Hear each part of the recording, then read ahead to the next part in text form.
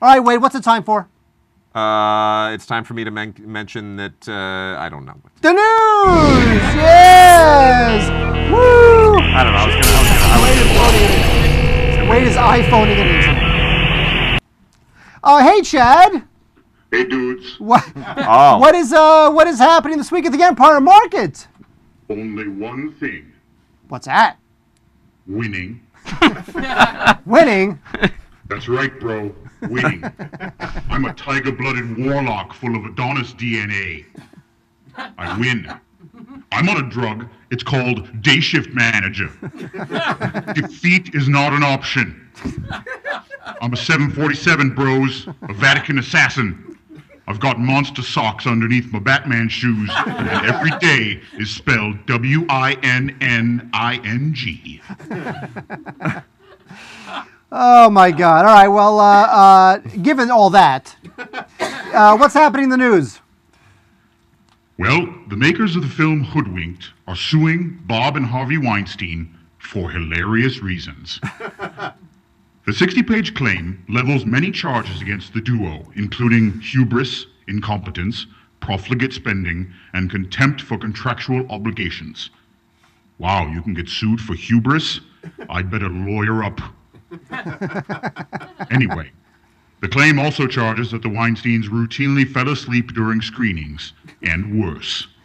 Apparently, there was this one time that Harvey, a diabetic, attempted to consume an entire bowl of M&Ms. The studio executive who tried to take it away from him out of concerns for his health, and they spilled the whole thing in the commotion. And then, instead of watching the film, Harvey got down on his hands and knees and began eating M&Ms off the floor. And this is real. Is that true? Yes, this is totally true. This is real. Totally real, bro. And once again, if eating candy off the floor is a crime, then you can consider me very, very, very, very, very guilty. By the way, you know that M&M story that's been out there. That's not a new story. You know, the M&M thing has been out there. But to have it show up in a complaint, in a legal filing, is just hysterical. Well, what? Because I mean, what does that prove? That he likes M&Ms? Well, I don't know. I mean, obviously they did it to humiliate him. Sure. It's like, you're not gonna give us what we want, and blah blah blah. All right, we're gonna release things you may, it's almost like a blackmail sort of worse weird. things have been told He's about like, Harvey all right. Weinstein. I just think it's true or not. It's a very, very funny story. You realize the other part of the story. The other part of the story is that the rumor is that they were paid. That they were paid off to hold the story till after the Oscars. They were paid Harvey paid these guys $500,000 to delay filing the complaint or going public with it until after the Oscars. Oh my God. Because he didn't want the complaint to possibly upset the chances of King's Speech winning Best Picture. Unreal. Isn't that great? Yeah. By the way, we can imagine It Harvey worked. doing every single one of those things. Yeah, we can. Right? We can. Yeah. Eating M&Ms off the floor, paying a guy $500,000 just to delay filing a complaint. Yeah, but the other thing is, Harvey also pushed the King's Speech to Best Picture win, and at a time when everybody thought that it was a lock for The Social Network. That's true. And he did that before with Shakespeare in Love. Remember, it was Saving Private Ryan. Saving Private Ryan was supposed to be the odds-on favorite, and suddenly, just right up the gut came. Well, that was the year. That was the year when it finally became painfully obvious to everybody that Oscar campaigning works and is a big deal. It's but not. The film has to be good enough. What it said. Yeah. What it says is, if you have a great film and you campaign the hell out of it, you can actually make an impact. You can push it through. Right, and now it's all about Oscar campaigning. That's part of the deal. Yeah. All Media Reviews wants to know what the 5-second rule was when the M&Ms hit the ground. I don't think there is one at the Weinstein. Now with Harvey, there's no 5-second rule. And Sir Mark follows up with, is there a 5-second after the Oscar rules? No. Relating to the delay of. When you're as important as Harvey Weinstein, there's no 5-second rule. Really? The germs don't dare get on your M&Ms. All right, Chad, what else we got? When it comes to M&Ms, I have a 5-day rule. Just saying. So what else is cooking out there? Okay, bros, let's get back into it. Caddyshack producer Rusty Lemarand, great name, has filed a $6 million lawsuit against A&E and the makers of the documentary Caddyshack, The Inside Story, claiming they have damaged his reputation by alleging that he acted as a spy and a drug snitch during the filming of the 1980 comedy. Rusty claims that this has damaged his credibility in the movie industry, an industry rife with paranoid drug freaks and kooky potheads who don't cotton to narcs. Here are a few of the shocking things that Lemarand uncovered on his covert drug snitching missions. 1. Someone made a bong out of a golf bag. Suspected culprit, Ted Knight. 2. The dancing gopher was dancing because he was whacked out of his mind on goofballs.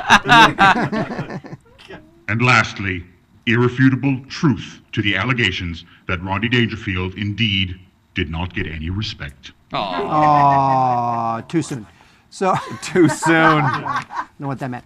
You know, honestly, you know, Rusty Lemonade, whatever this guy's name is. We used to call him Rusty Lemonade. Is that what you used to call him? Yeah, Rusty Lemonade. Obviously, this guy just needs to get into the news. He has not been any kind of a factor in Hollywood for 25 some odd because years of this, at least. is what he's claiming, actually. Yeah, not true. It's just, you know, you have a lifespan when you're a producer of a certain kind of film. It's a weird thing to. I mean, you know, it sounds like a completely baseless suit, but then again, you know, litigation. If you have the money to sue, you can do it. It's just funny how he says he wants to. It damages his reputation, and what reputation would that be? Mm-hmm. I mean, and he's not on anybody's radar. No, but you know what? Anyone can file a lawsuit at any time against anyone else. You may get countersued for frivolous prosecution, or malicious prosecution. But again, you know, he can do it. He can, if he's got the money to sue, he can sue. So I mean, it's probably going to get thrown out. I can't see this going very far. But at least, look, it's got us talking about it. That's true. And you know what? We're done talking about it because we've talked about it enough. Chad, what's next? Blade Runner sequels and prequels are in the works. Alcon Entertainment, the firm that is behind the planned movies, promises that they will, quote, do justice to the memory of the original, unquote, making Blade Runner sound like a deceased uncle. There is no word yet whether co-star Rutger Hauer will make an appearance in any of these proposed movies, but I think it would be appropriate. After all, who's better at blowing away skin jobs than the hobo with a shotgun? By the way, I just have one thing to say. Abortion. Yeah. Why are they doing that? Look, don't do that. Alcon is a good company. I like Alcon as a company. I mean, they have a deal with Warner Brothers, so there's a certain proximity there already, and they've done a very good job of pushing films through the development pipeline and into distribution that otherwise probably never would have been made at a studio, Warner Brothers, or anywhere else.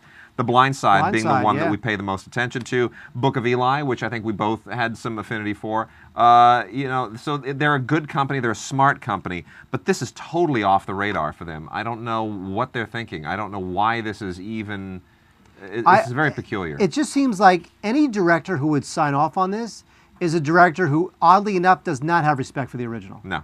You know, if you have respect for the original, you'd want to leave it alone. Absolutely, absolutely. You know? I mean, Blade Runner is one of those things that I feel the same way about this as I do about this new deal between the new Miramax and the Weinstein Company to develop sequel to Shakespeare in Love. Why? Like, some films should just be left alone. They're not sequelizable.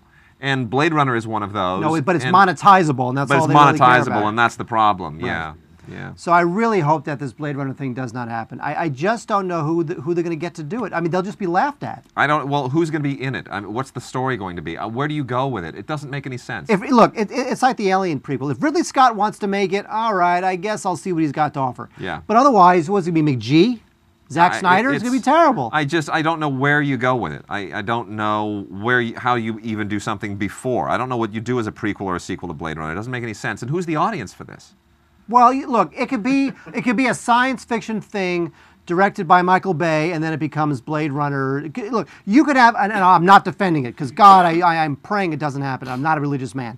But you could have stories about, you know, replicants and Blade Runners killing each other for various reasons. Yeah. I mean, there's a whole world of Blade Runners and replicants on Earth in that time. But why then do a story about that has nothing to do with Blade Runner? Because the audience for Blade Runner, anyone who reveres the original book or the movie is not going to want to have anything to do with this. Well, you know why? Because people who revere, they'll think that people who revere the original book and movie are 60 years old and they're not going to go see the movie anyway. So 5 years from now, when a bunch of 18-year-olds, they'll get what? Blade Runner? Then why pay money for the rights? Save that money. Question from the live stream chat room. We're on Ustream and live stream now. Good. You can choose where you like to go. From the live stream chat room, Man's Gotta Eat wants to know which Blade Runner should he see. He's never seen it.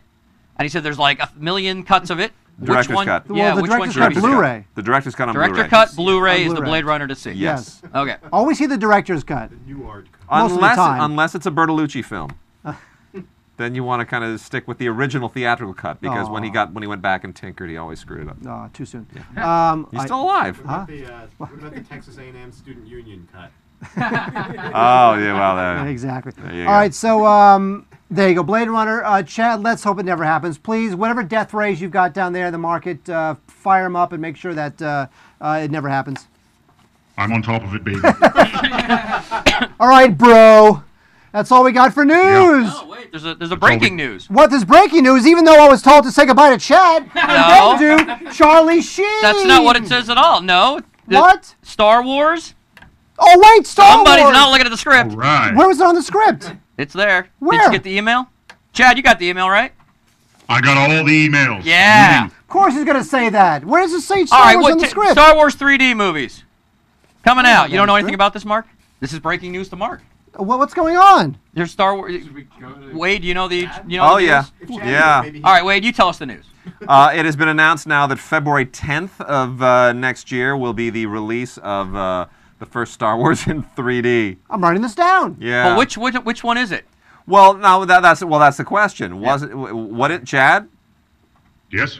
Do we know which film I is going to don't be in 3D? I heard it was the clones. That's right, episode 1, because everybody wanted it to be 4, right? Yes. Yeah. Everyone It's was not hoping gonna be. but he wants to do it in chronological order now, Yeah. so it's going to be Attack of Yeah. the Clones. So now you got to sit through 3 horrible ones to get to the 2 good Oh my ones. gosh, In 3D, who cares? dreadful. I have nothing but disdain for that.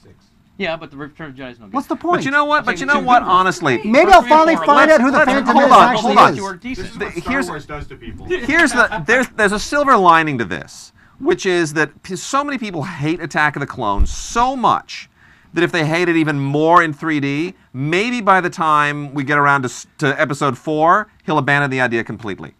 Great. Just maybe.